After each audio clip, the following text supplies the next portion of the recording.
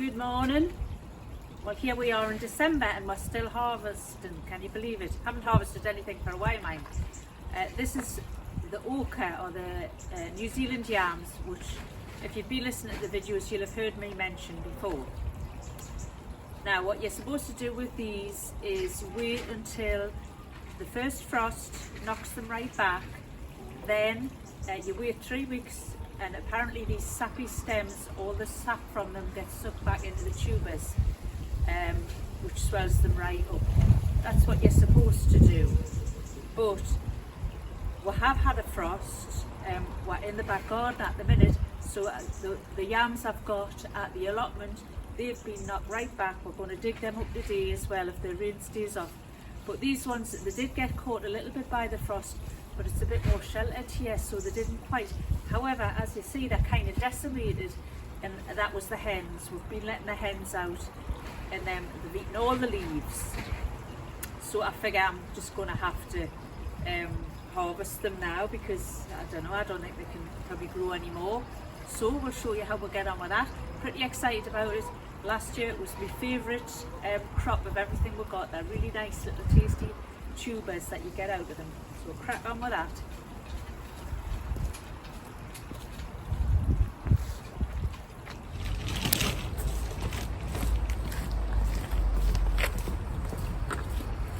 I'm just going to tip these up on the soil and see what's in. I hope I've got something. I'm not convinced because the stems are very fleshy still. Oh yeah. You see? I'll show you.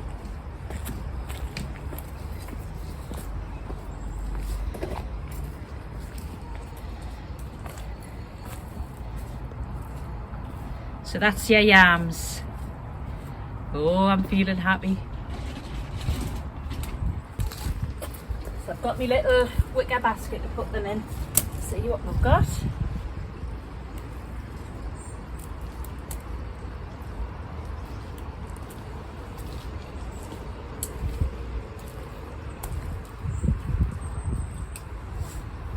Right, so there you see, not very many. A bit disappointed really, but anyway, I've got several plants to go.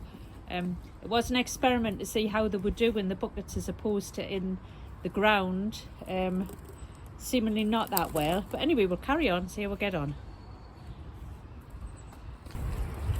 Oh, there they are, look, they seem to go around the edges. I like a lovely kind of apricot-y colour, and they are when you cook them as well, slightly orangey.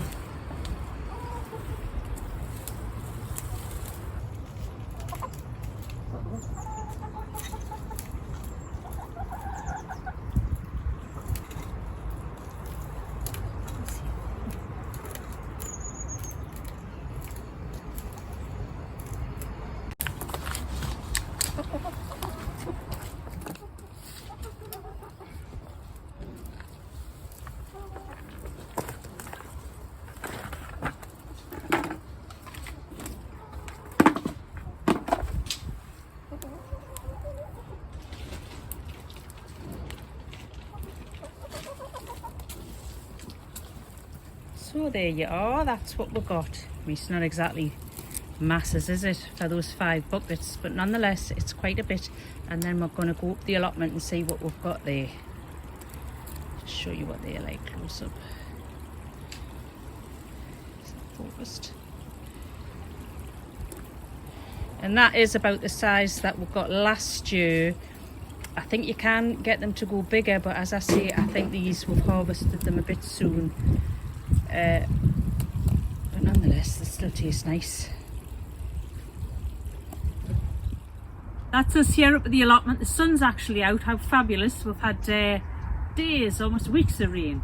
Anyway, lovely day today. This is the ochre, and I don't know whether you can see, it's much more knocked back than the stuff in the garden was. Gone all slimy actually. Most of this was just volunteer. This is where I had the ochre last year, and I thought I dug it all out. Anyway, it all sprung up again in the spring, so I just let it be. So I'm going to dig this up and see what we've got in here. Quite exciting.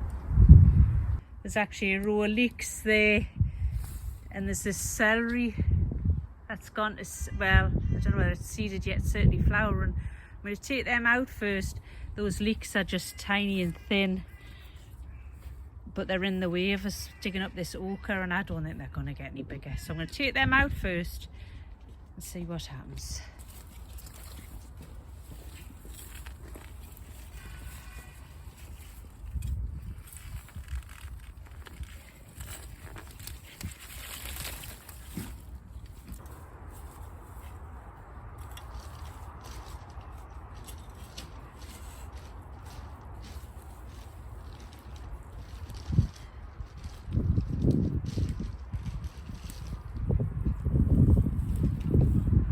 Yeah, definitely got stuff in here. Behind us, that basket.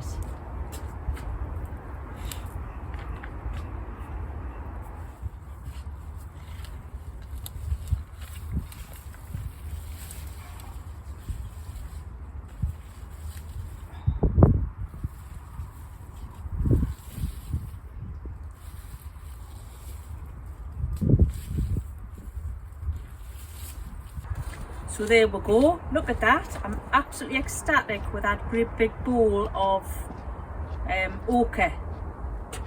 I didn't think I would get so much. We got way more off the border and the allotment than we did from the containers at the house. So I think next year I'll definitely just keep them in the ground. Plus the lesson is they're definitely bigger if you leave them till 3 weeks after they've properly really frosted down. And on top of that, I've got a bunch of baby leeks, some turnips and some parsnips. Extremely happy with that.